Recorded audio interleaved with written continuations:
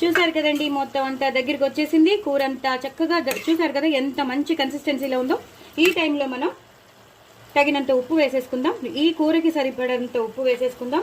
అలాగే పచ్చిమిరపకాయలు ఎక్కువ వేసుకున్నాం కాబట్టి చూసి కారం వేసుకోండి. నేను చాలా తక్కువ వేసినాను. అలాగే కొంచెం గరం మసాలా, చాలా కొంచెం గరం మసాలా, అలాగే ఆవాల మెంతుల రోస్టెడ్ పొడి, ఎండుమిరపకాయలు వేసి రోస్ట్ చేస్తాను చూసారా అది. అలాగే నువ్వులు, ఎండుమిరపకాయలు, ధనియాలు, జీలకర్ర దాంతో చేసిన పొడి,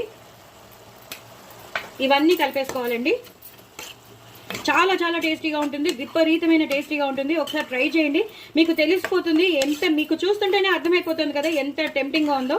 ఈ టైంలో కొంచెం షుగర్ వేసుకోండి. మీకు ఇష్టం లేకపోతే స్కిప్ చేసుకోండి, లేదా కొంచెం వేసుకోండి. టేస్ట్ బాగా ఎన్హాన్స్ అవుతుంది. ఎందుకంటే ఆ ఉల్లిపాయలు, ఆ టమాటోలు, ఆ క్యాబేజ్, మనం వేసిన మసాలా ఇదంతా చాలా చాలా ఇలా బీటప్ చేసుకోండి. చాలా చాలా గ్రేవీ అయిపోతుంది. సూపర్ అంటే సూపర్ ఉంటుందండి. లాస్ట్లో కొత్తిమీర, కరివేపాకుతో గార్నిష్ చేసుకోండి. అయిపోయిందండి కూర. చాలా చాలా టేస్టీ అయిన క్యాబేజ్ టమాటో కర్రీ అదిరిపోయిందండి.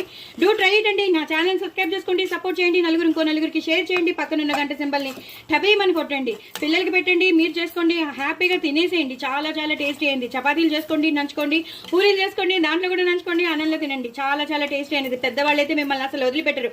అత్తయ్య గారు, మావయ్య గారు అందరూ మిమ్మల్ని ఇష్టపడతారు. అంత బాగుంటుంది అనమాట. డూ ట్రై ఇట్ అండి. నా ఛానల్ మాత్రం సబ్స్క్రైబ్ చేసుకోండి.